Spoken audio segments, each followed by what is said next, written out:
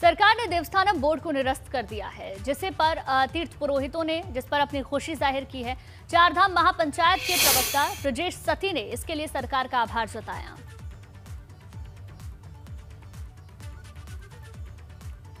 दो साल बाद देवस्थानम एक्ट विधानसभा से निरस्त कर दिया गया। इसको लेकर लगातार तीर्थ पुरोहितों की ओर से मांग उठ रही थी और अब इस विधानसभा में भी इसे निरस्त कर दिया गया है।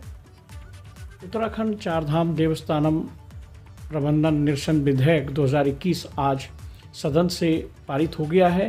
इसके लिए मैं चारों धामों के तीर्थ पुरोहित हकों पुजारी रावलों की ओर से पुष्कर धामी का विशेष रूप से आभार व्यक्त करता हूं। इसके अलावा उनके कैबिनेट के सदस्यों और राज्य विधानसभा के सभी सदस्यों का आभार व्यक्त करता हूं कि जिन्होंने इस एक्ट को वापस लेने में अपना सहयोग दिया।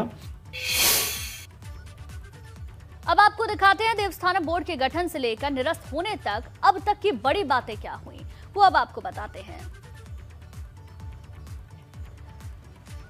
गठन से लेकर निरस्त तक क्या हुआ। 27 नवंबर 2019 को उत्तराखंड चारधाम बोर्ड विधेयक 2019 को मंजूरी दी गई। 5 दिसंबर 2019 में सदन से इस विधेयक को पास किया गया। इसके बाद 14 जनवरी 2020 को देवस्थानम विधेयक को राजभवन ने मंजूरी दी। 24 फरवरी 2020 को देवस्थानम बोर्ड का सीईओ नियुक्त हुआ। इसके बाद 24 फरवरी 2020 से देवस्थानम बोर्ड का पुरोहितों ने विरोध भी शुरू कर दिया। 11 सितंबर 2021 को सीएम धामी ने संतों को बुलाकर विवाद खत्म करने का आश्वासन दिया था। उसके बाद 30 अक्टूबर 2021 तक विवाद निपटाने का आश्वासन दिया गया।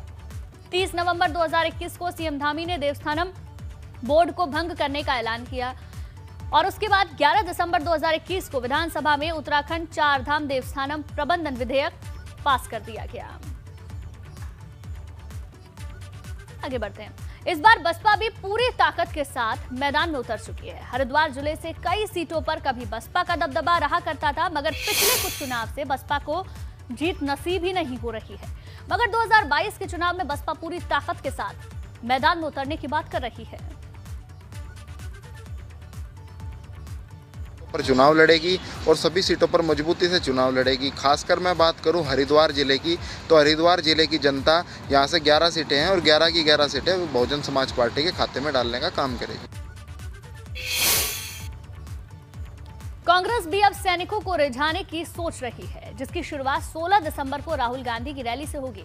इसी को लेकर हल्द्वानी में कांग्रेस कार्यकर्ताओं की एक बैठक हुई, जिसमें आगामी कार्यक्रमों और 16 दिसंबर को देहरादून में राहुल गांधी की रैली को लेकर रूपरेखा तैयार की गई।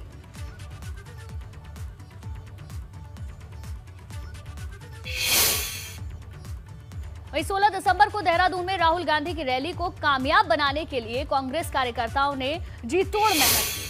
विकासनगर से भी रैली में बड़ी संख्या में कार्यकर्ता पहुंचेंगे, इसकी पूरी कोशिश की जा रही है।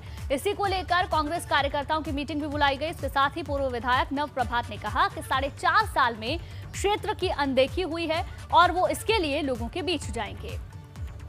क्षेत्र के समस्त स्वीकृत योजनाओं को जिस तरीके से उपेक्षित किया गया और पिछले 1 माह से जिस तरीके से नौटंकी की जा रही है, उन सारी की सारी स्वीकृतियों का जो मेरे कृषकों से संबंधित भी है, लोगों की सुविधाओं से संबंधित भी है, मेरे शहरों से संबंधित भी है, 5 साल तक जिस तरीके से लोग उसको भूले रहे, ये मेरे लिए निश्चित रूप से चिंता का विषय है और मैं इसके लिए पूरे क्षेत्र में जन जागरण का कार्य करूँगा।